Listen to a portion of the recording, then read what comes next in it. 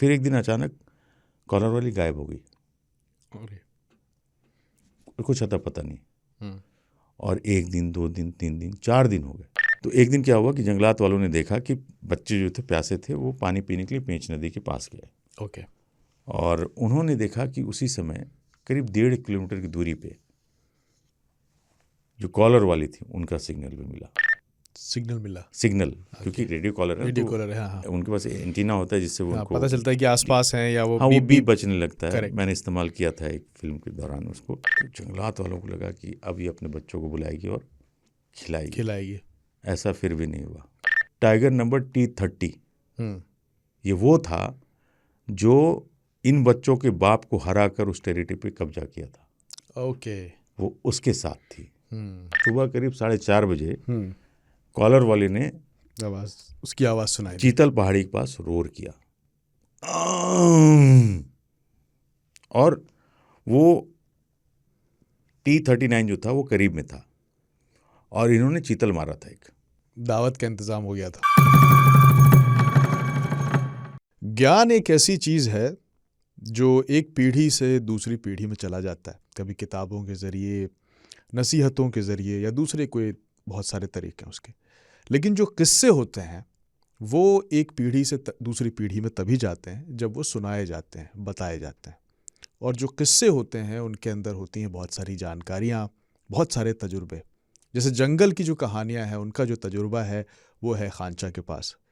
तो इन्हीं जंगल के किस्सों को दर्ज करने के लिए हमने शुरू किया है ये पॉडकास्ट, जिसका ये ताज़ा एपिसोड शुरू कर रहे हैं आसिफ खान और शेर खान और खांचा और मेरे यानी जमशेद कमर सिद्दीकी के साथ। जंगल जिंदाबाद। जमशेद भाई बहुत शुक्रिया यार जी। और पिछला एपिसोड भी लोगों ने खूब सराहा, अच्छा लगा। और अपना काम है, काम करते रहना। बाकी अपने लोग जो हैं सुनने वाले देखने वाले वो भी अपना काम पूरे शिद्दत के साथ कर रहे हैं। काम करते रहने का बिड़ू उसमें कोई लफड़ा नहीं चाहिए अपने को। तो आज का ये एपिसोड शुरू किया जाए। तो पहला सवाल तो मैं ये पूछूंगा हमेशा की तरह कि कहाँ ले जा रहे हैं आज आप हमें? आज मैं आपको मध्य प्रदेश फिर लेके चलूँगा। अच्छा जी। लेकिन जंगल नया होगा। तो पेंच टाइगर रिजर्व चलेंगे। पेंच टाइगर रिजर्व। और जिनकी हम कहानी बताएंगे वो कॉलर वाली टाइग्रेस, उर्फ उनको T15 भी कहते थे, T15, और मदर ऑफ पेंच भी इन्हें कहा करते थे। इसके पीछे की भी एक कहानी थी कि इन्होंने 8 लीटर यानी 8 बार बच्चों को जन्म दिया। ओके। और टोटल 29 बच्चे इनसे पेंच नेशनल पार्क में टाइगर रिजर्व में आए। और ये हिंदुस्तान की अकेली सबसे ज़्यादा बच्चे देने वाली टाइगरिस है। ओके। और तो ये एक ब्लड दुनिया लाइन की भी हो सकती है। हाँ। तो इनकी माँ कौन थी? इनकी माँ थी बड़ी मादा। बड़ी मादा। मादा मतलब फीमेल। खैर उन पे भी आएंगे। और इन्होंने साल 2022 15 जनवरी को इस दुनिया को अलविदा कह दिया था। और यकीन मानिए जब ये रुखसत हुई इस दुनिया से और जब उनके मैं कहूँगा पार्थिव शरीर को लेके आखिरी जो होता है रिचुअल के लिए लेके जा रहे थे, तो न सिर्फ जंगल वाले, उस इलाके के लोकल लोग, टूरिस्ट, सबकी आंख नम थी। और ऐसा लग रहा था कि कोई अपना मतलब अपने जैसे इंसानों में अपना कोई चला जाए, उस तरीके का पूरा माहौल था। और उस समय शिवराज सिंह चौहान हमारे चीफ मिनिस्टर हुआ करते थे, उन्होंने ट्वीट भी किया था उनके मरने पे। तो आप समझ सकते हैं कि वो कितनी ज़्यादा फेमस थी और उनका कितना बड़ा योगदान रहा पेंच बिल्कुल जाहिर है टाइगर नेशनल पार्क के लिए। और उनकी एक और खूबी थी, उनकी साइज़ बहुत हट्टी कट्टी थी और बहुत बड़े साइज़ की थी। तो कई बार लोग कंफ्यूज हो जाते थे कि मेल है कि फीमेल है। ओके। तो हेल्दी भी इतनी थी। तो औसतन फीमेल का जो की लंबाई चौड़ाई होती है वो मेल से कम होती है। हाँ, उनका चेहरा थोड़ा छोटा होता है। ओके। और डील डॉल भी थोड़ा कम होता है फीमेल का। ओके। और लेकिन इनका डील डॉल बहुत अच्छा था। तो कई बार लोग कंफ्यूज हो जाते थे, जो नए लोग आते थे देखने वाले, वाइल्ड लाइफर या नया कोई गाइड आता है तो कन्फ्यूज हो जाता है कि मेल है। करीब जाते तो पता चलता था कि ये तो कॉलर वाली मतलब T15 है। तो इनकी कहानी क्या है जो इंटरेस्टिंग है? सबसे बड़ा तो मैंने बताया कि दुनिया की, न सिर्फ इंडिया की, मेरा मानना है दुनिया की सबसे ज़्यादा बच्चे देने वाली ये टाइग्रिस है। 29 बच्चे, बहुत बड़ा रिकॉर्ड होता है। यूजुअली 3-4 लीटर लोग देते हैं। तो जंगल आबाद हो जाता है। जंगल, उन्होंने पूरा जंगल आबाद किया। यूजुअली 3-4-5 लीटर, और लाइफ जो उनका होता है वो 15-17 साल का होता है। तो इनकी कहानी अगर आप देखेंगे, एक बहुत फेमस डॉक्यूमेंट्री है, BBC ने बनाई थी, spy in the jungle. Okay. ये एक डॉक्यूमेंट्री है जिसको आप देखना चाहें तो मिल जाएगी। और ख़ास बात यह है कि इस डॉक्यूमेंट्री को शूट करने के लिए हाथी का बहुत ज़्यादा इस्तेमाल हुआ था, और उनके सूंड में, यानी ट्रंक जो होते हैं, उसमें कैमरे लगाए गए थे। क्या बात तो आप देखेंगे तो उसमें वो शॉट भी दिखाया जाता है कि कैसे हाथी के सूंड में कैमरा लगाया गया है, और वो मांद में घुस के और जंगल में घुस के शूट कर रहे हैं। और इस फिल्म को 2007 से 2012 तक फिल्माया गया था, जिसके लिए 4 टाइगर को रेडियो कॉलर किया गया था। रेडियो कॉलर, जिनमें से एक ये भी थी T15, जिनको कॉलर वाली भी बोलते हैं।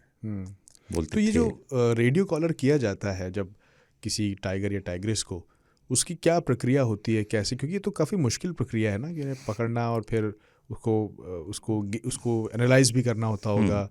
तो वो क्या प्रक्रिया होती है वो? इसमें यूजुअली रेडियो कॉलर इसलिए किया जाता है कि आप उनको मॉनिटर कर सके कि वो कहाँ जा रहे हैं, ताकि पेट्रोलिंग में आसानी रहे।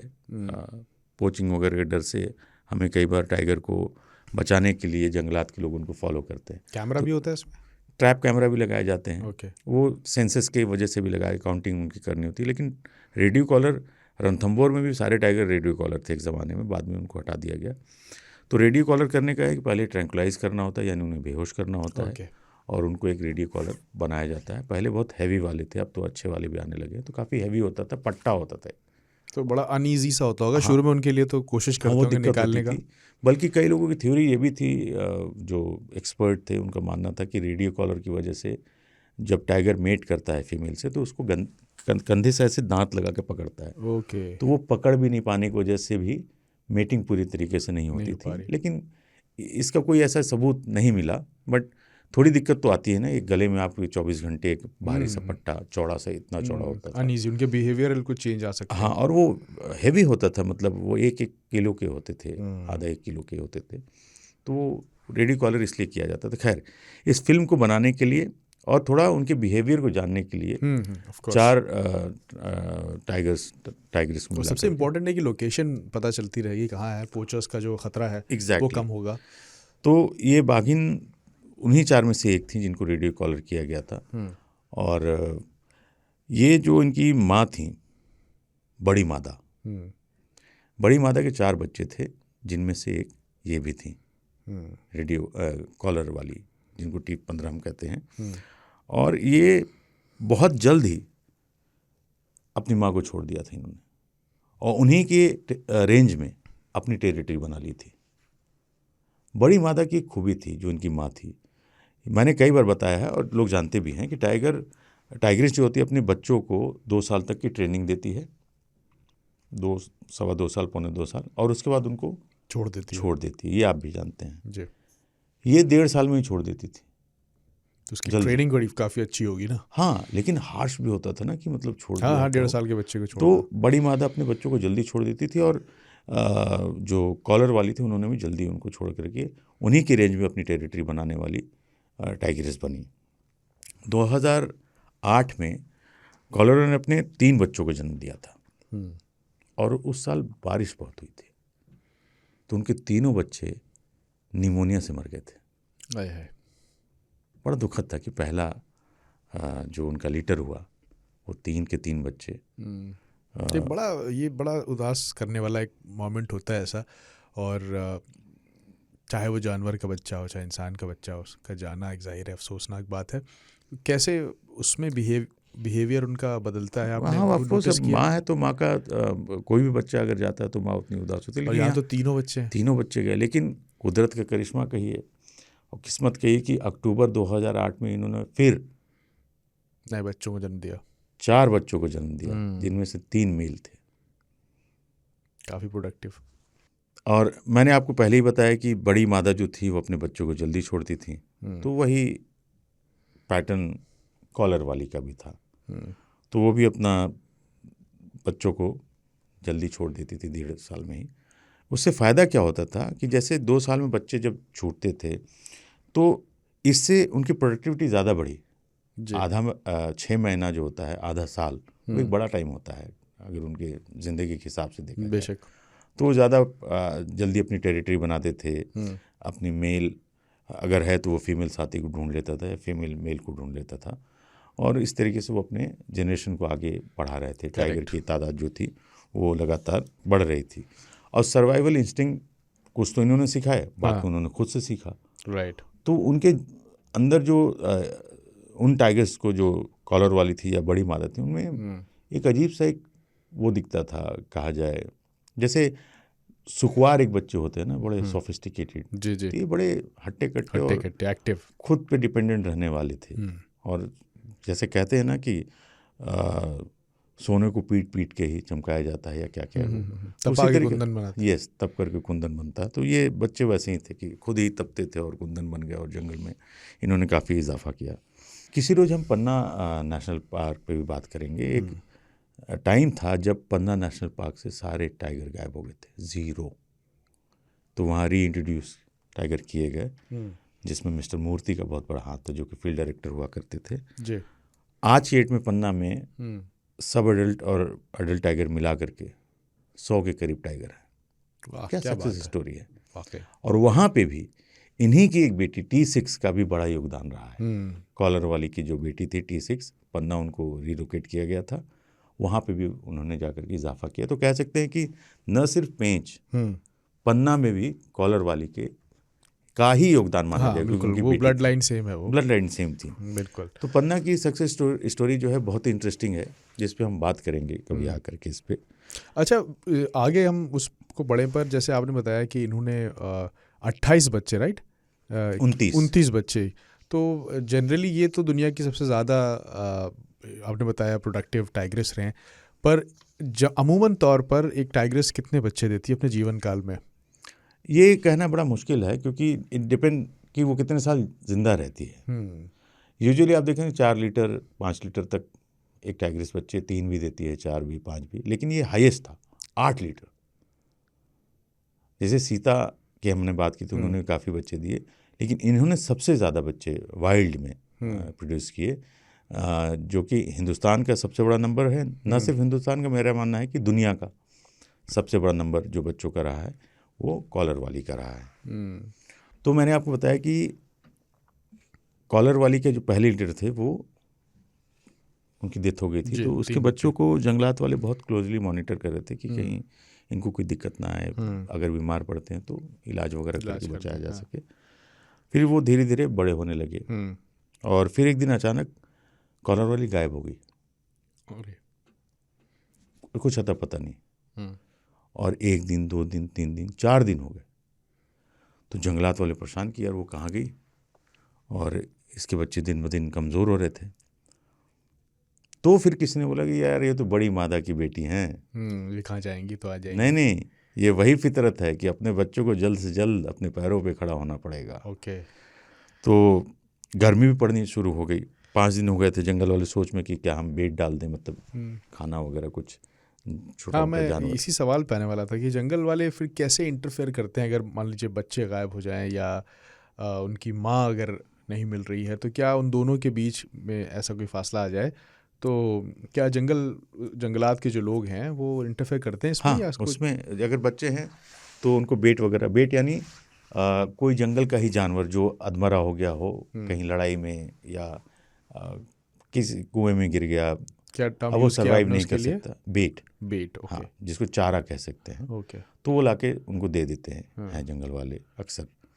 या कोई टाइगर बूढ़ा हो गया है या टाइगर्स बूढ़ी हो गई है, हंट नहीं कर सकता है, तो जंगल वाले बेट डालते हैं। ओके। और ये कैसे तय होता है कितने दिन में कि कोई लापता है, मतलब 24 घंटे में अगर नहीं मिला, या 48 घंटे, कोई फिक्स टाइम है इसका? 1-2 दिन, क्योंकि पेट्रोलिंग रेगुलर होती है जंगल में। अच्छा। और स्पेशली इनके बच्चों पे ख़ास नज़र थी, क्योंकि इनके बच्चे मर चुके थे, जैसा कि मैंने बताया। तो वो कंटिन्यूस मॉनिटर कर रहे थे। सडनली उन्होंने देखा कि भाई 5 दिन हो गए हैं और कॉलर वाली अपने बच्चों को छोड़ करके कहाँ चली गई, करेक्ट। मर गई, गायब हो गई, क्या हुआ। फिर वहाँ पे उन्होंने बताया कि अरे नहीं नहीं भैया, ये बड़ी मादा की बेटी हैं, इन्होंने अपनी माँ से ये फितरत सीखी है कि बच्चों को जल्दी से जल्दी छोड़ दो ताकि वो अपने पैरों पे खुद से जंगल के हिसाब सीख सकें, जंगल के कानून, हाँ, किल कर सके, जंगल के हिसाब किताब को समझ सकें। फिर भी जंगल वालों को लगा कि नहीं यार, कुछ हमें करना चाहिए। और उन्होंने कॉलर वाली के एक बेटे थे जिनका नाम था T39, उसको रेडियो कॉलर कर दिया। ओके। कि उनके मूवमेंट पे ज़्यादा ध्यान रख सकें। उसकी एक वजह ये भी थी कि वो ऑलरेडी रेडियो कॉलर थी, कॉलर वाली, तो उनको तो ट्रैक करके पता चल रहा था वो कहाँ है। इनको भी बांध देंगे तो उनको पता, जब दोनों करीब आएंगे तो हमें पता चल जाएगा इनका मिलन हो रहा है, मतलब माँ अपने बच्चों के पास वापस आ गई या बच्चे अपने माँ के पास चले गए। बट यहाँ पे ये किस्सा नहीं था, ये सीन ही नहीं था। मतलब इस कहानी में पेंच नदी जो वहाँ बहती है, तो एक दिन क्या हुआ कि जंगलात वालों ने देखा कि बच्चे जो थे प्यासे थे, वो पानी पीने के लिए पेंच नदी के पास गए। ओके। और उन्होंने देखा कि उसी समय करीब 1.5 किलोमीटर की दूरी पे जो कॉलर वाली थी उनका सिग्नल भी मिला। सिग्नल क्योंकि रेडियो कॉलर है, रेडियो कॉलर है, हाँ। उनके पास एंटीना होता है जिससे वो उनको पता चलता है कि आसपास हैं या वो हाँ, वो बीप बजने लगता है। मैंने इस्तेमाल किया था एक फिल्म के दौरान उसको। और काला पहाड़ वहाँ पे एक था, उसके नीचे ही वो खड़ी थी और 1.5 किलोमीटर की दूरी। तो जंगलात वालों को लगा कि अच्छा अब वो आ गई है, चली गई आगे, बच्चों के पास नहीं आई। अब बच्चे लगातार कमज़ोर हो रहे थे, जंगलात वालों को फिक्र कि भैया ये तो कमज़ोर हो रहे हैं, अब क्या किया जाए। तो अगले दिन कॉलर वाले ने एक सांभर मारा। तो जंगलात वालों को लगा कि अब ये अपने बच्चों को बुलाएगी और खिलाएगी। ऐसा फिर भी नहीं हुआ। उसने कहा नहीं, अपने पैरों पर खुद से किल करो। हाँ, वो सिग्नल जो था फिर धीरे धीरे आगे बढ़ गया, यानी किल को लेके वो आगे बढ़ गई और बच्चे फिर तनहा वैसे ही अकेले, जंगल वाले कि यार अब क्या किया जाए। कुछ दिन के बाद जंगल वालों ने नोटिस किया कि वो टाइगर नंबर T30 ये वो था जो इन बच्चों के बाप को हरा कर उस टेरिटरी पे कब्जा किया था। ओके। वो उसके साथ थी। और इसकी एक बड़ी वजह ये थी कि अगर वो टाइगर इसके टेरिटरी में आता तो उन बच्चों को मार देता। तो वो उस चक्कर में अपने बच्चों को छोड़ करके उस टाइगर के साथ उनकी टेरिटरी में रहने लगी। और इस टेरिटरी को छोड़ने का सबसे बड़ा जो मकसद था वो ये था, पेंच नदी यानी पानी अच्छा, और प्रे बेस वहाँ का बहुत ही अच्छा। तो इतनी चतुर चालाक थी वो कि अपने बच्चों को बचाया, न सिर्फ बचाया बल्कि उस टेरिटरी को दिया जो बिल्कुल परफेक्ट टेरिटरी थी, पानी, खाने वाने की पूरी व्यवस्था। तो ये एक समझदार चालाक माँ का मूव कहा जाएगा। तो बच्चों को एक अच्छा प्रेबेस दिया। चीतल पहाड़ी वाला इलाका वो था जहाँ पे ह्यूमन डिस्टर्बेंस भी बिल्कुल ज़ीरो था। तो यानी सेफ जोन, जो मेल टाइगर खतरा बन सकता था उसके साथ उन्होंने दोस्ती यारी कर ली, आशिकी कर ली, उसकी टेरिटरी में चल गई। और एक बड़ी टेरिटरी, अच्छी टेरिटरी, कूटनीति भी इस्तेमाल की। हाँ, वो कहा जाए तो एक पूरे दिमाग को किस तरीके से उन्होंने इस्तेमाल किया और उस टेरिटरी को बच्चों को देकर के खुद चली गई और निगाह रखती थी। जब बच्चे पानी पीने आए तो उन्होंने दूर से देखा कि हाँ, हमारे बच्चे सुरक्षित हैं, सेफ हैं, सुरक्षित हैं, बिल्कुल सही है सब कुछ, और निकलनी। सांभर मारा तो बुलाया नहीं क्योंकि फिर खतरा, मेल उनके साथ था। सही है। तो वो खतरा बढ़ सकता था, तो उन्होंने ऐसा नहीं किया। ये भी एक बड़ी जिम्मेदारी है कि किस पे भरोसा करना है, किस पे नहीं। एक जजमेंट जंगल में रहते रहते जो माँ सीखती है या कोई जानवर सीखता है, बड़ी बात है। फिर उन्हीं का जो बच्चा था T39, उसने दूसरे दिन शिकार किया वाइल्ड बोर का, जिसे वाइल्ड पिग भी आप कह सकते हैं।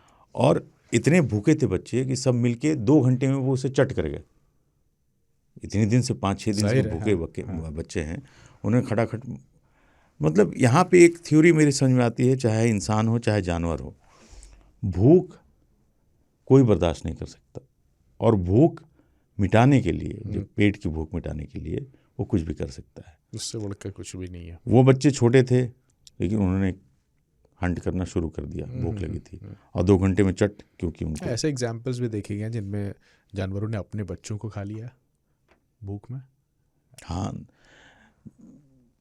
टाइग्रेस तो नहीं करती है, टाइग्रेस नहीं करती, कभी पर नहीं। दूसरे जानवरों में ऐसा है। बिच्छू में जैसे आप कर सकते हैं, वो अच्छा। अपने बच्चों को खा जाते हैं। हाँ। बाकी मैंने ये देखा है कि वाइल्ड लाइफ में जो कमज़ोर बच्चे जिनके होते हैं वो उसे छोड़ देते हैं। चाहे वो बंदर में आप देखेंगे, हाँ। इवन टाइगर में भी देखेंगे, बर्ड्स में देखेंगे। हाँ। जो अगर उनको लगता है कि मान लीजिए उनके बच्चों को पोलियो हो, एक बात कह रहा हूँ, लिम्प कर रहा है, चल नहीं सकता, तो एक बच्चे के चक्कर में सारे बच्चे खतरे में आ जाएंगे, पूरी फैमिली खतरे में आएगी, क्योंकि राइट, वो उसको बचाएंगे ना। बिल्कुल। तो उसी समय उसको डिसोन कर देते हैं, छोड़ देते हैं कि जाओ।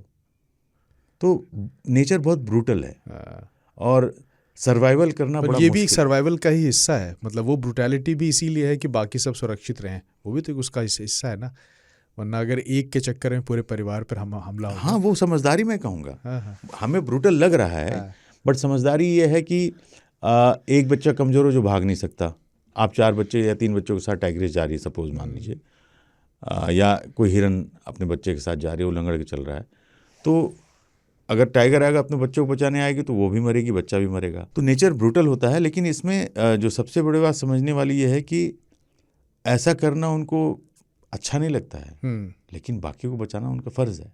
करेक्ट। और फिर हमें ब्रूटल लग सकता है, पर हमारा लगना कोई मायने नहीं रखता, कुदरत के अपने नियम है। जंगल बहुत टफ है। इंसान को क्या लगता है उससे क्या मैटर करता है। हाँ, मेरे और आप या हम इंसानों को, बच्चों को तकलीफ होती है, हम अस्पताल ले जाते हैं, इलाज कराते हैं, और हमें इस तरह खतरा नहीं है कि कोई इंसान आके बेवजह किसी को मार देगा। वो जंगल है साहब, वहाँ पे जिंदा रहना रोज की लड़ाई है, रोज की लड़ाई है, और आपको ताकतवर बनना पड़ेगा। बनना कमज़ोर आदमी जंगल में सर्वाइव, कमज़ोर जानवर जंगल में सर्वाइव नहीं कर सकता। करेक्ट। तो वो अपने बच्चों को डिसोन कर देते हैं। मैंने कई ऐसे बर्ड्स देखे जो घोंसले में उन्होंने देखा कि बच्चा सही, उनको पता होता है, तो उठा के बाहर फेंक देंगे। और बंदर के बच्चे भी जब कमज़ोर होते हैं वो अपने झुंड से उसको बाहर फेंक देते हैं। लंगूर को भी देखेंगे, टाइगर में भी होता है। इसीलिए एक और चीज़ मैं यहाँ पे बताऊँ आपको कि जंगल में जैसे आप कोई छोटा तीतर का बच्चा देख लिए, नाइट जार, जो ऐसा आपको मिल सकते हैं जी, तो आप उसको छू दीजिए, खाली हाथ में उठा के रखिए, उसकी माँ आएगी उसको नहीं ले जाएगी। अरे बाप रे। क्योंकि हमारे अंदर बहुत बैक्टीरिया डिसीजेज हैं, तो वो उसको डिसोन कर देंगे स्मेल से कि नहीं इसकी ये तो ह्यूमन प्रेजेंस में चला गया, अब नहीं ले सकते सर, अब नहीं ले सकते। खैर, अपनी कहानी पे आते हैं जी। तो अगले दिन T39 ने अपना किल मारा, एक सूअर के बच्चे को, मतलब छोटा सा पिगलेट कह सकते हैं, उसने किल किया और 2 घंटे में सबने चट कर लिया। उसी शाम कॉलर वाली दिखी पानी पीने बीज माता तालाब गई, लेकिन वो बच्चों के पास फिर भी नहीं गई। एक दिन फिर T39 ने एक चीतल मारा और अपने भाई बहन के साथ उस चीतल को शेयर किया, यानी खाने को शेयर किया, और बैठ के उन्होंने तबीयत से खाना वाना खाया। ऐसा 15 दिन तक चला। ओके। वो 15 दिन तक बच्चों को छोड़ के, मतलब बच्चे आप सोचिए जो कुछ नहीं कर सकते थे, माँ पे तो टोटली डिपेंडेंट थे, निर्भर थे, उन्होंने पिगलेट भी मार लिया, चीतल भी मार लिया और सर्वाइव भी कर गए।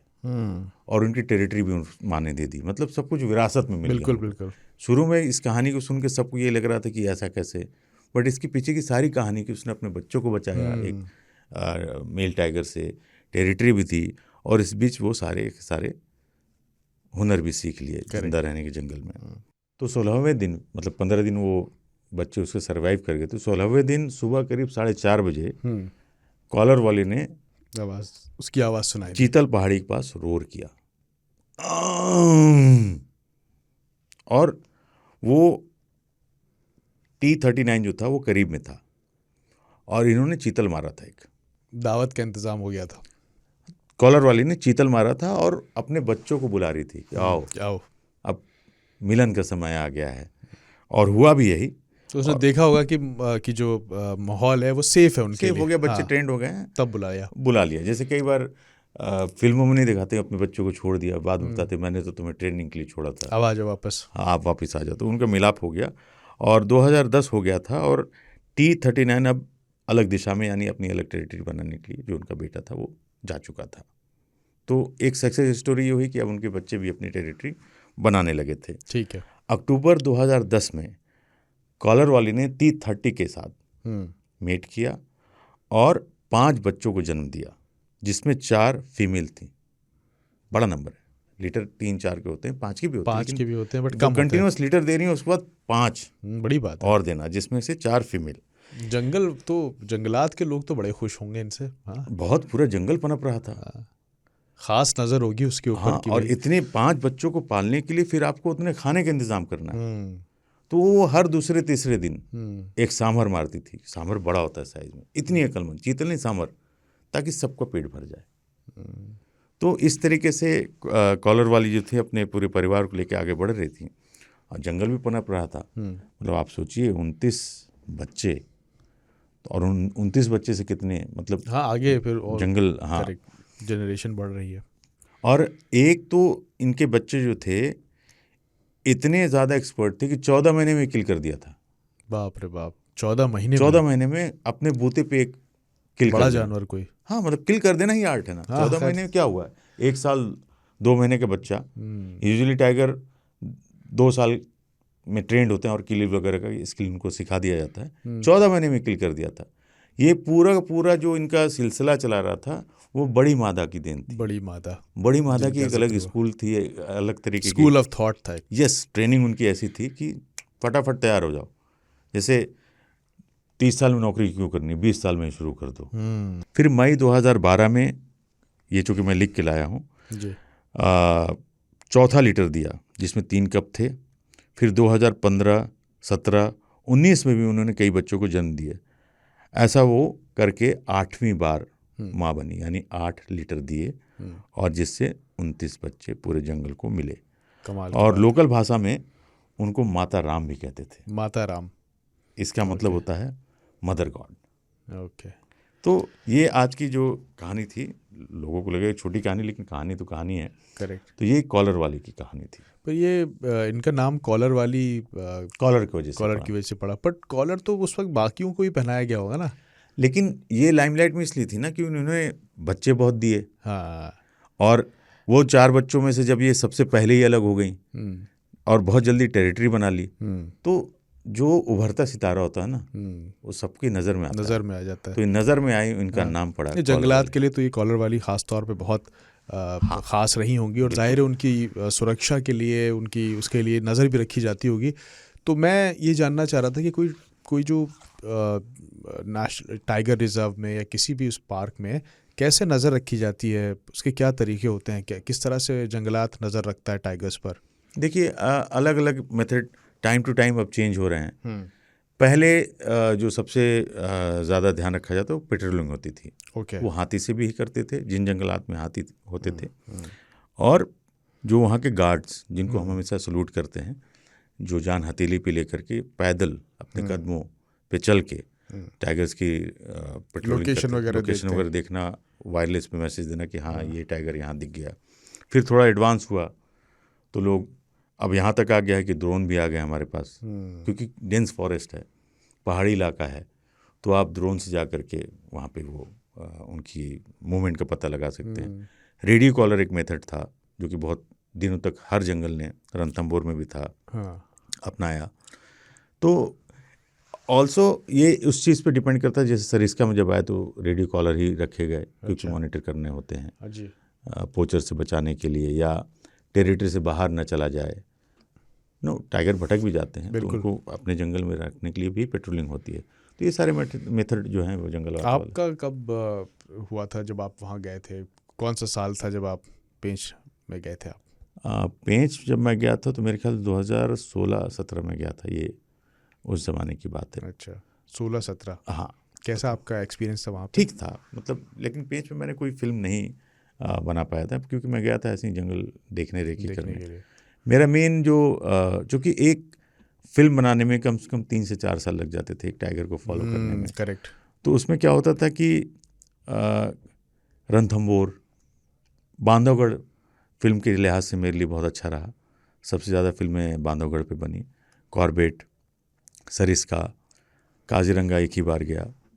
तो ये सारे जंगलात होते थे, तो अपना ज़्यादातर टाइम जो था मैंने रणथंभौर और बांधवगढ़ में ही बिताया। वहाँ के ज़्यादा टाइगर शूट किए, और 8 साल में ही। पर आपने बताया 4 साल तक ट्रेस करते हैं एक टाइगर को। हाँ, 3 से 4 साल लग जाता है। बहुत बड़ा टाइम है ये तो। और ये इतने टाइम में तो किसी टाइगर से एक रिश्ता सा बन जाता होगा। बिल्कुल। जैसे बीटू से मेरा बड़ा, कलुआ से मेरा बड़ा, कलुआ तो मेरा मतलब डार्लिंग टाइगर था, और बीटू जो थे वो उनकी शराफत पे मैं फिदा था। मछली लेजेंडरी थी और कमाल की थी। मछली को मैंने आखिरत तक देखा है। जी, उस टाइम मशहूर पे रही वो, मशहूर थी। और उस हाँ। टाइम पे जब मछली को लोगों से दूर कर दिया गया था, यानी उनको आमा घाटी इलाके में जहाँ पे टूरिस्ट या कोई भी ह्यूमन प्रेजेंस अलाउड नहीं था, जी, तो मैं वहाँ पे भी जाता था, परमिशन होती थी।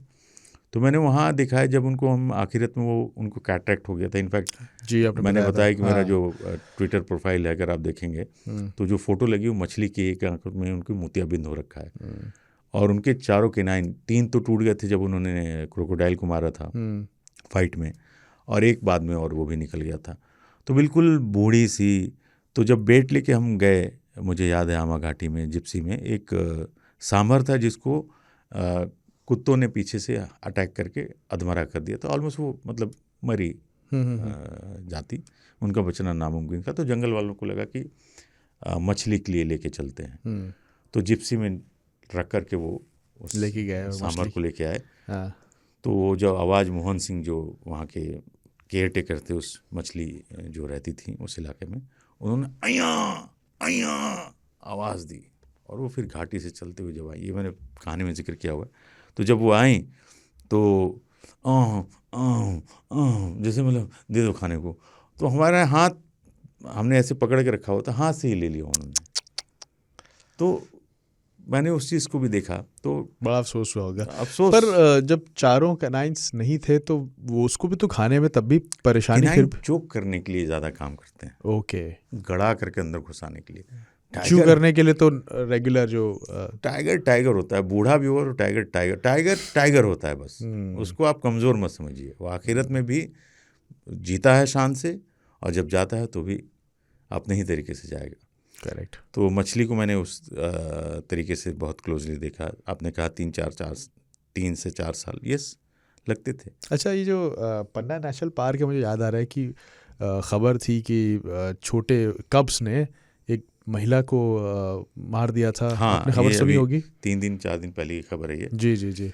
तो पन्ना में बेसिकली क्या है कि एक टाइम था जब पन्ना में सारे टाइगर गायब हो गए थे। अच्छा। और ये एपिसोड करूँगा मैं, क्या मिस्टर मूर्ति जो फील्ड डायरेक्टर, उनको वो कमाल के फील्ड डायरेक्टर रहे। मतलब जिस जगह पे गए उन्होंने झंडे गाड़ दिया, आप कह सकते हैं। टाइगर को वहाँ री इंट्रोड्यूस किया गया। मैंने बताया कि वहाँ पे भी इन्हीं की रेडियो कॉलर जो कॉलर वाली थी, जी जी जी, उनकी एक बेटी T6 को लाया गया था। वो भी उनमें से एक थी। पन्ना में आज 100 के करीब अडल्ट और सब अडल्ट टाइगर मिला के हैं। तो ये 1 साल के बच्चे थे जिन्होंने 3 थे शावक जिन्होंने उन महिला पे हमला किया और उनकी मौत हो गई, जिसका मुझे अफसोस है। बट उनको मैंने देखा हर जगह पे सोशल मीडिया पे कि आदमखोर फैमिली, आदमखोर हाँ, फैमिली। ये बहुत ख़राब गलत है, खबरिया ज़बान है ये। खबरिया ज़माना है, कुछ भी चलाने के लिए आप चला देते हो। मैं कह रहा हूँ मेरी सिंपैथी है जिनकी मौत हुई। बट वो बच्चे 1 साल के थे, उनको तो इतना इल्म भी नहीं था। बल्कि एक आर्टिकल छपा जिसमें मेरी मतलब ओपिनियन लिया गया। तो मैंने ये बोला कि देखिए ऐसा है, हमारी जो प्रोड्यूसर भी हैं अंकिता विरमानी जी, वाइल्ड लाइफ में उन्होंने मेरे साथ लंबा काम किया, तो उन्होंने आर्टिकल लिखा। तो मैंने यही बताया कि बच्चे छोटे हैं जी, खिलंदड़ हैं, अभी खेल रहे हैं जी। आप उनकी टेरिटरी में गए तो वो आपके घर में नहीं आए थे, बिल्कुल ठीक है ना। आप लकड़ी लेने गई थी या जंगलात में कुछ अपने उसके काम के मकसद से गए थे। लेकिन 1 साल का बच्चा भी ना आराम से आपको और मुझे निपटा सकता है। वो 3 थे। 1 साल का बच्चा, हाँ 3 थे। उन्होंने नोचना शुरू किया। उनके मतलब टाइगर के बच्चे जो होते हैं ना छोटू छोटू, उनके नाखून इतने बड़े बड़े होते हैं। 1 साल और ठीक ठाक वो पंजा मार दे तो मर जाएंगे हम आप तो पक्का। तो वो 3 थे, उन्होंने पंजे उंजे मारे। वो तो फट से आदमी तो मुलायम होता है, वो उनकी मौत हो गई और उन्होंने उसको खाया भी। तो मैंने यही बोला कि उनको वहाँ से दूर कर दो। करेक्ट। और वही फील्ड डायरेक्टर जो वहाँ की हैं, अंजना नाम है, उनसे भी बात हुई तो उन्होंने भी यही कहा कि हमारी भी यही कोशिश है कि हम उनको थोड़ा दूर रखते हैं, ह्यूमन प्रेजेंस से दूर रखिए और थोड़ा और उनकी टेरिटरी चेंज कर दीजिए। करेक्ट। वो मैनीटर नहीं है, उनको जू भेजने की ज़रूरत नहीं है, वो कुछ टाइम उसे भूल जाएंगे और फिर आप अपने जो नेचुरल जो उनका एक हैबिटेट है जंगल, उसमें वो सर्वाइव कर जाएंगे। करेक्ट। अब आप मीडिया का प्रेशर और सोशल मीडिया का प्रेशर बनाएंगे कि नहीं आदमखोर परिवार, इनको जू में डाल दो। क्यों डाल दो, हर एक मौका तो दो। हाँ, ये थोड़ी इसीलिए मैं कहता हूँ बेईमानी है। ये धरती का सबसे गिरा हुआ कोई प्रजाति है ना, वो इंसान ही है। वो जो हमारी सिंपैथी है, जो लोग चिल्ला रहे हैं उनको कोई लेना देना नहीं है। तो इस तरीके से नहीं जो होता। चिल्ला रहे हैं उनको तो सिर्फ थ्रिल चाहिए, थ्रिल चाहिए वो उनको, तो अपने वीडियोस में दिखाएंगे, बस हाँ, दांत उसके बड़े बड़े लगा के अलग से ग्राफिक्स से दिखाएंगे व्यूज और कि लाइक हाँ, मिल जाए। वो मैंने है। एक फोटो देखी, बड़े जो छोटे छोटे दांत ऐसे रहे उसमें खून बह रहे हैं, जबकि वो नेचुरल नहीं है, वो लगाया फोटोशॉप किया हुआ है। फोटोशॉप किया हुआ है। क्यों? क्लिक बेट है, लोग देखेंगे, उसके व्यूज़ बढ़ जाएंगे, उसके नंबर बढ़ जाएंगे, 4 पैसे मिल जाएंगे। तो 4 पैसे मिल जाएंगे तो 3 का क्या होगा भैया? आप क्यों फालतू का एक वो क्रिएट कर रहे हैं? अच्छा, जो आप ये बता रहे थे कि सारे टाइल्स गायब हो गए थे, वैसा सरिस्का में भी हुआ था एक बार। हाँ, मैंने बताया था, वो स्टोरी हमने की थी, मतलब बात हुई थी इस बार। बात हुई थी। पूरे के पूरे टाइगर गायब हो, तो हालात ये थे कि जंगलात वाले इतने मैं क्या कहूँ, मतलब सरिस्का के जो जंगलात वाले थे उन्होंने नकली पगमार्क बनाने शुरू कर दिए थे बेवकूफ़ी की हद, ताकि NTCA से पैसा आता रहे। आपने बताया था मनमोहन सिंह वहाँ गए थे। मनमोहन सिंह ने इंटरवीन किया था कि ये क्या हुआ है, क्योंकि उस पूरे इंटरनेशनल वो खबर बनी थी, पूरी मीडिया, इंटरनेशनल मीडिया, किसी फॉरेस्ट ऑफिसर का नाम लिया था आपने, बहुत, जिन्होंने बड़ा अच्छा काम किया था उसमें। अरे वहाँ पे कई ऐसे लोग थे जो, अच्छा, सिर्फ एक का नाम लेना गलत होगा, लेकिन उसमें सारे, मतलब वहाँ पे एयरफोर्स भी इन्वॉल्व हुआ था, चॉपर से वहाँ टाइगर लाए गए थे, और WWF ने काफ़ी मदद की थी।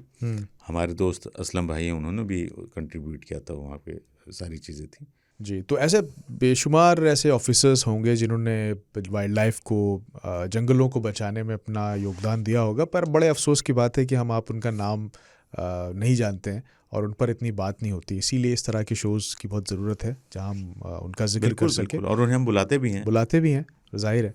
तो ये तो हमने एनिमल्स की बात की उस पेज में, पर क्योंकि आप वहाँ गए हैं इसलिए सवाल मैं आपसे पूछ रहा हूँ, क्या वहाँ पर पक्षियों का भी कुछ ख़ास प्रजातियाँ हैं जो वहाँ मिलती हैं? जंगल है तो ऑफकोर्स बर्ड्स भी होती हैं हर तरीके की। वहाँ पे अगर आप जाएंगे तो आपको किंगफिशर एक चिड़िया होती है जो, और बहुत ही प्यारा उनका जो हंट होता है मछली पकड़ने का। हाँ, वो ना डाइव तो करते हैं, लेकिन एक जगह पे खड़े होकर के, हाँ, उनकी पूरी बॉडी एक जगह पे स्थिर रहती है, बिल्कुल किंगफिशर की। स्टेबल, और पंख हिल रहे होते हैं तेज से। वाह। और उसकी चोंच नीचे होती है जो मछली को देख रही होती है। ओके। और जैसे ही उनका, मतलब क्या परफेक्ट उनका डाइव होता है, वो बिल्कुल रॉकेट जैसे जाता है ना, एक फाइटर प्लेन, उस स्पीड से पूरे बदन को चिपका लेती है और सीधा डिप मारती है पानी के अंदर और मछली लेके बाहर। तो किंगफिशर में भी कई तरीके तो उसमें फुर्ती भी है और उसमें जो नज़र की तेज़ी है, दोनों चीज़ों का कमाल है। इसमें कई तरीके होते हैं किंगफिशर, मतलब white crested Kingfisher, white Kingfisher, कई तरीके की वैरायटीज़ होती हैं। दूसरा वहाँ पे मोर भी बहुत अच्छे हैं जो कि कॉमन है। और एक इंडियन रोलर मैंने वहाँ देखा, मतलब वहाँ अच्छे खासे हैं जिनको हम नीलकंठ भी कहते हैं। तो बर्ड्स भी वहाँ पे अच्छे हैं, लेकिन जंगल है तो बहुत कुछ है, लेकिन मैंने ज़्यादा तो नहीं, ये तो थोड़ा ये भी बता दीजिए कि किस मौसम में जाना अच्छा रहेगा, और जो जाना चाहते हैं। देखिए, जंगल कभी भी जाइए, एक चीज़ सोच के जाइए कि मैं जंगल घूमने जा रहा हूँ, न कि सिर्फ एक पर्टिकुलर जानवर को देखने या टाइगर देखने या हाथी देखने या कुछ। जंगल मतलब जंगल है, जो दिखा बोनस, जंगल देख रहे हैं वही आपका मतलब होना चाहिए। इसलिए हर मौसम, मतलब जिन दिनों जंगल नहीं तो 100 में से 90 बार आप मायूस होकर लौटेंगे। हाँ, आपके दिन में, हाँ वही वाली बात है कि अरे यार आजकल तो पिक्चर भी देखने जाओ तो घटिया निकलती है, तो क्या करते हैं आप? आगे ये कहते हैं यार बड़ी घटिया थी, मैं सोच के गया था कि फलाने हीरो को मूवी, लास्ट संडे आपने देखी थी एक पिक्चर। हाँ, तो जंगल जब भी जाएं, हर मौसम में जंगल अच्छा खूबसूरत होता है। हाँ, बारिश के दिनों में जंगल बंद होते हैं और टिकट अब हर जगह की लगभग ऑनलाइन हो चुके हैं। तो अगर आपको जंगल जाना है, टिकट बुक कीजिए, जंगल जाइए, जंगल को समझिए, जंगल को प्यार कीजिए, और जंगल बचाने के लिए जो प्रयास है यानी लोगों को जागरूक कीजिए। बिल्कुल, ये आपका फ़र्ज़ होना चाहिए। तो पेंच टाइगर रिजर्व ज़रूर जाएं। अगर आप जाने का आपका कुछ इरादा है तो ज़रूर जाएं, और जाने से पहले ये पॉडकास्ट आपकी मदद करेगा कि आपको कहाँ जाना है और वहाँ की क्या खासियत है। तो चलिए फिर बढ़ते हैं अपने अगले सेगमेंट की तरफ, जो ख़तों के बारे में। लेकिन उससे पहले, हाँ भाई, ये सुनील भाई, अपन आपका जर्सी पहन के आई लें, आपने भेजा था, थैंक यू सो मच। और हमने वादा किया था कि हम इसे पहन के पॉडकास्ट करेंगे, तो वादा हमने पूरा किया। बहुत बहुत शुक्रिया आपका सुनील भाई, न्यू जर्सी से जर्सी पहन ली हमने आज आपकी। बहुत बहुत शुक्रिया सुनील भाई जी। और यही प्यार बरकरार रहे। जर्सी नहीं चाहिए हर बार, लेकिन आपका प्यार चाहिए, बिल्कुल। और पॉडकास्ट सुनते रहिए। आगे इनकी बात करेंगे, इन्होंने हमें लंबा सा ख़त और भेजा है, उस पर भी बात करेंगे, लेकिन पहले रमंच त्यागी साहब का ख़त है जो पढ़ लेते हैं। लिखते हैं कि जंगल जिंदाबाद, मैं आपको अपने कॉर्बेट स्टे और सफारी का किस्सा बताना चाहूँगा जो कहीं ना कहीं आपकी कहानियों की वजह से बना। मैं अपने 4.5 साल के बेटे आदि को आपके किस्से सुनाता हूँ अपने बताकर। और एक बार अच्छी बात है। मैंने कमेंट भी किया था कि वो अपनी मैडम को टाइगर दिख गया तो पॉटी निकल जाएगी बोल के आ गया मुझे था। याद है। जब स्कूल में सेव टाइगर पर बता रहे थे। काफ़ी बार आपसे ढिकाला का सुनने के बाद इस बार बुकिंग करवा ही दी और चल पड़े हैं हमारे परिवार की पहली जंगल सफारी पर। वाह। अब क्योंकि टाइगर का डर तो पहले से ही हमें है, तो नहीं, डरने का नहीं है। तो मेरे बेटे ने गाइड भैया को बोल दिया कि मुझे आप बस हिरन और हाथी दिखा दो, मैं टाइगर जब बड़ा हो जाऊंगा तो देखूंगा। सो क्यूट यार। ड्राइवर साहब ले गए हमें ग्रासलैंड सबके साथ, और शायद जब टाइगर नहीं दिखा तो सारी जिप्सी का ग्रुप दूसरी तरफ निकल गया और हम हिरन हाथी देखने लगे। थोड़ी देर हुई होगी कि गाइड भैया बोले सब चुप हो जाओ, और उन्होंने दी हमारी मिसेस को अपनी दूरबीन और कहा देखो टाइगर चलता हुआ आ रहा है। ये सुनते ही मेरा बेटा बोला आज तो हम गए। अब यहाँ गाइड ने बोला सब चुप रहेंगे, तो मेरा छोटा बेटा जो 2.5 साल का है देव अपनी धुन में कुछ कुछ बोलने लगा और बार बार कहने के बाद भी चुप नहीं हो रहा था। फिर क्या बड़े भाई का कर्तव्य निभाते हुए आदि ने दिया जोर से गाल पर एक रखकर चुप हो जा। फिर क्या छोटे वाले ने रोकी अपनी सांस और दिया गला फाड़ के रोना शुरू, और जंगल में सिर्फ उसकी ही आवाज़ आए। इतने में हम देखते हैं कि टाइगर पास आ गया है और एकदम अटैकिंग वाली पोजीशन बना ली है, और हम सब मिलकर बेटे को चुप नहीं करा पा रहे। सच कह रहे हैं कि इतना डर कभी नहीं लगा। लड़के की कहीं हुई बात तो आज तो गए मानो, ऐसा लग रहा था कि सच ना हो जाए। किस्मत कहें या बेटे के रोने की आवाज़, 2 और जिप्सी वहाँ आ गई तो जान में जान आई। खैर टाइगर ने की रोरिंग की और उस ग्रासलैंड में से न जाने 25-30 हिरण अचानक जो भागे हैं, तो बस क्या बताऊँ, हमें तो लगा था कि वहाँ 5-6 ही होंगे। क्या बताएं खानचा, इस एक दोपहर की सफारी में हमने एक मेल टाइगर, उसका अटैक और एक फीमेल टाइगर अपने 3 बच्चों को शिकार करना सिखाते हुए देखा। सब अपनी लाइफ में पहली सफारी में देखा। ढिकाला में रात बिताने के लिए कुछ मनोरंजक किस्से हुए जब एक जैकाल कंपाउंड में घुस आया। अब हमारी मिसेस ने इतने सब देखने के बाद अगली सुबह की सफारी तो कैंसिल करवा दी और बस सुबह ही चेकआउट करवा दिया। फिर अब बोला है कि तुम ये एडवेंचर के शौक बंद करो और कुछ ढंग का सिखाओ। लेकिन हर बार की तरह इस बार भी एपिसोड का इंतज़ार रहेगा और धीरे धीरे इस शौक को डेवलप किया जाएगा। रमांश साहब हैं नोएडा से। सर देखिए कितनी किस्मत वाले हैं आप, मतलब एक जमशेद भाई हैं, फूटी किस्मत लेके गए, इनको कुछ दिखाई नहीं। आपको एक टाइगरिस विद कब्स, 3 कब्स के साथ टाइगर ने हिरन पे चार्ज किया, अटैक किया, वो दिखा, हाथी दिखा, हिरन दिखे, और मतलब मैं क्या ही कहूँ। करेक्ट, मतलब आपके 10 उंगलियां घी में और सर कढ़ाई में, जिसको हम कहते हैं, वही हुआ। बहुत बहुत मुबारक हो सर। और मैडम को समझाइएगा जंगल खतरनाक नहीं होता, आपने देखा ही कि कुछ नहीं हुआ, वैसे ही होता है, और अपने शौक को आगे बढ़ाइए। बहुत शुक्रिया आपके खत के लिए।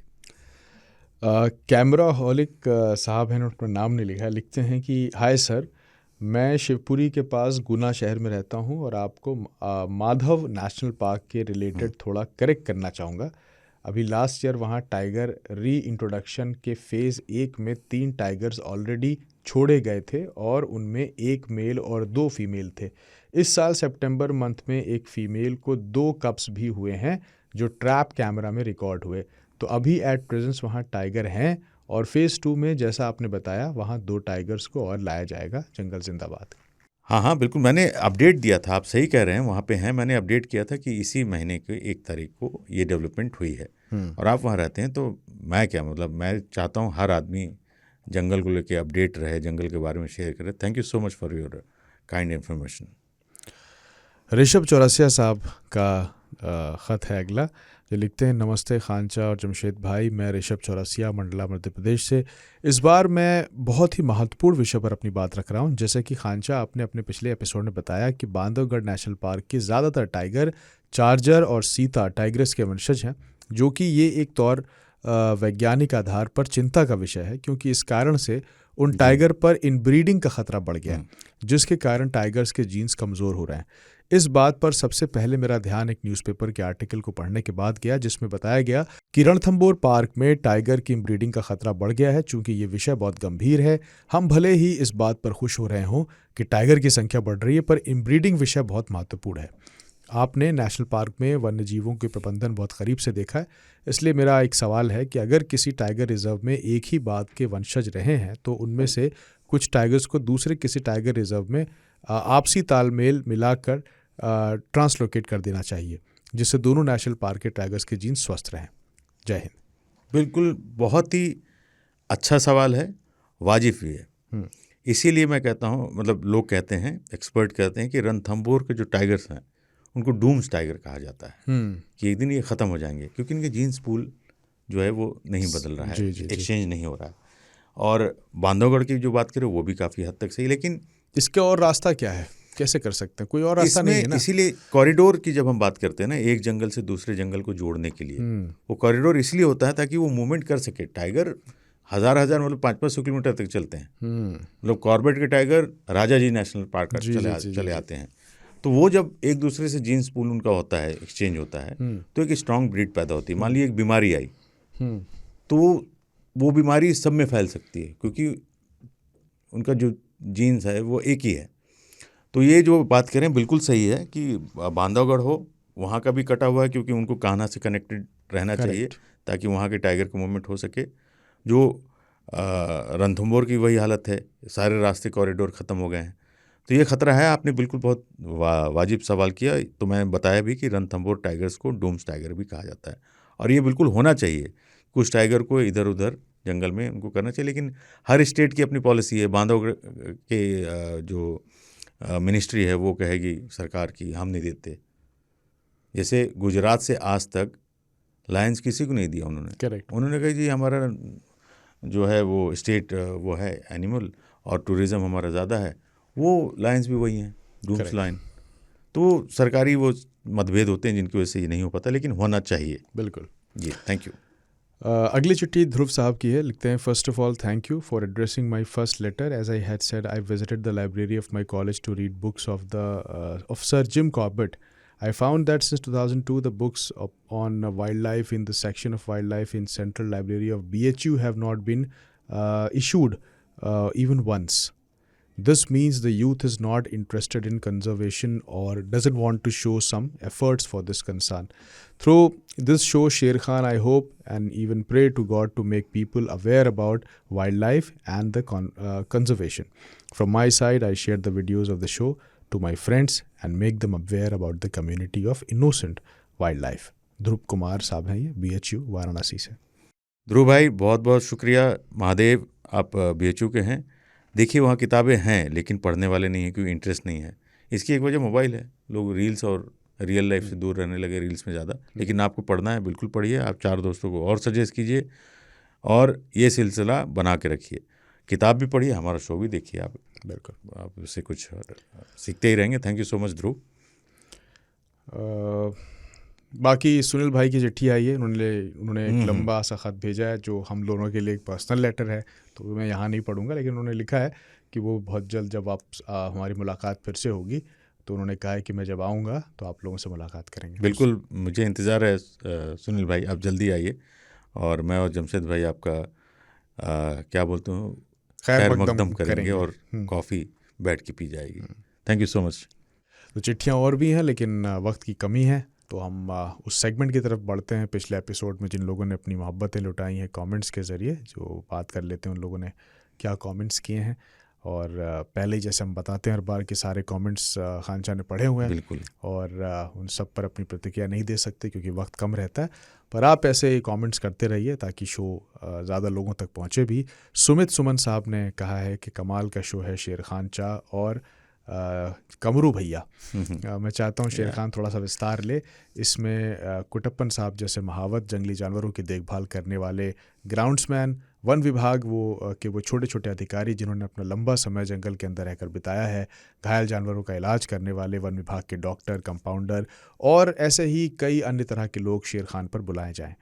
तो बिल्कुल ये तो हम करते ही हैं। ये बल्कि हम ये सजेशन लेना चाह भी रहे थे कि हम ऐसा प्लान कर रहे हैं जमशेद भाई और मैं कि हम जंगलात के लोगों से जंगल में जाके मिलें और वहाँ से उनसे बात करें। Correct. या मैं जंगल जाऊँ और हर जंगल में और बताऊं कि यहाँ का ये किस्सा था, तो आप लोग सजेस्ट कीजिए। बिल्कुल, लोग तो आना शुरू हो गए हैं गेस्ट हमारे, और बिल्कुल वो जंगल के जो गाइड्स हैं, फील्ड डायरेक्टर्स हैं, वो लोग जो जंगल के लिए जीते हैं, जंगल के लिए मरते हैं, वैसे लोग जंगल हमारे शो में आएंगे, शेर खां में। और ये सजेशन आप दीजिए कि क्या हमें बाहर जाके भी करना चाहिए। बिल्कुल। थैंक यू सो मच यार। चंचल आचार्य जी ने मैसेज किया है, hello Khanshah Jamshed ji, and I am Chanchal from Chicago, working as a scientist and I am big fan of your podcast. Teen Taal and story box दोनों ही बहुत कमाल के पॉडकास्ट हैं। शेर खान तो बहुत ही इंटरेस्टिंग और एजुकेशनल है। आप दोनों की स्टोरीज़ की ऐसी आदत लगी है कि फ्री टाइम मिलते ही हेडफोन लगाकर स्टोरीज़ में खो जाती हूँ। चंचल आचार्य जी ने लिखा है। चंचल जी बहुत बहुत शुक्रिया, आप दूर होकर के भी शेर खां को, स्टोरी बॉक्स को सुन रही हैं, तीन ताल को सुन रही हैं। आपका बहुत बहुत शुक्रिया। वहाँ पे भी फैलाइए अपने दोस्तों में, अपने नेटवर्क में, अपने ग्रुप्स में। अवेयरनेस कहीं पे भी हो, वहाँ पे भी जंगल हैं होंगे। बिल्कुल। और तो आपका बहुत बहुत शुक्रिया, सुनते रहिए और शेयर करते रहिए। Thank you so much. Nature lovers हैं, लिखते हैं खानचा जमशेद भाई जंगल जिंदाबाद, आपके एपिसोड का हर हफ्ते इंतज़ार रहता है। खानचा के सुनाने का तरीका दिल में उतर जाता है और टाइगर्स के बारे में ऐसी बात बताते हैं जैसे कोई अपने लोगों के बारे में बता रहे हो। इतना प्यार जंगल के लिए दिल में रख के पॉडकास्ट करते हैं आप दोनों, लव यू।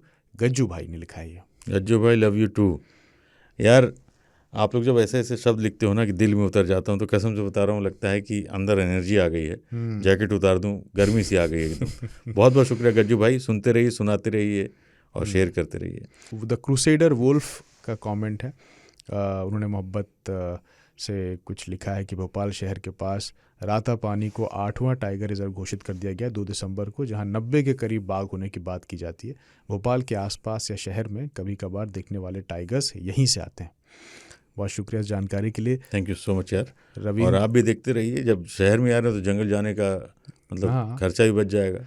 रविंद्र कुमार जी ने लिखा है जंगल जिंदाबाद। कनिष्क कुमार कहते हैं कि मैं फ्रॉम नोएडा सेक्टर 18, जंगल जिंदाबाद। जंगल जिंदाबाद। आओ यार कभी, सेक्टर 16 फिल्म सिटी है, चाय पीते हैं।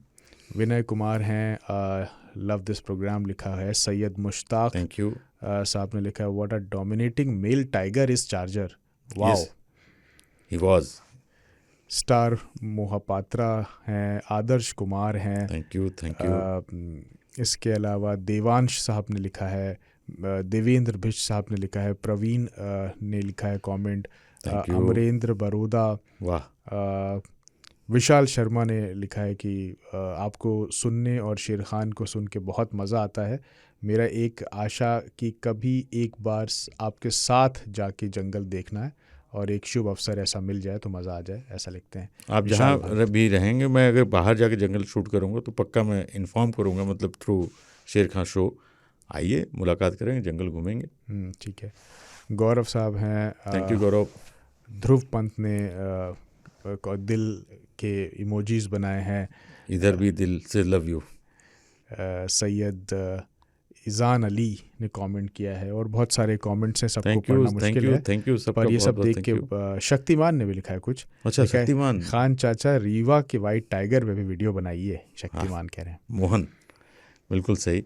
अच्छा, ये यूट्यूब के कमेंट्स तो मैं पढ़ के वैसे ही गदगद हो जाता हूँ, जमशेद भाई भी पढ़ ही रहे हैं। और कमेंट्स के जब आप करते हैं तो उससे क्या होता है, वीडियो सर्च में भी आता है, मतलब उसकी विजिबिलिटी ज़्यादा बढ़ती है।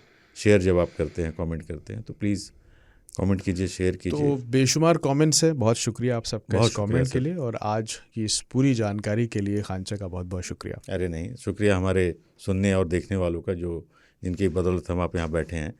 और इसको शेयर कीजिए। पिछला एपिसोड अच्छा गया, मुझे खुशी हुई। उम्मीद है ये वाला भी आपको पसंद आएगा, इसे शेयर कीजिएगा। आप लोगों का बहुत बहुत शुक्रिया। जंगल जिंदाबाद।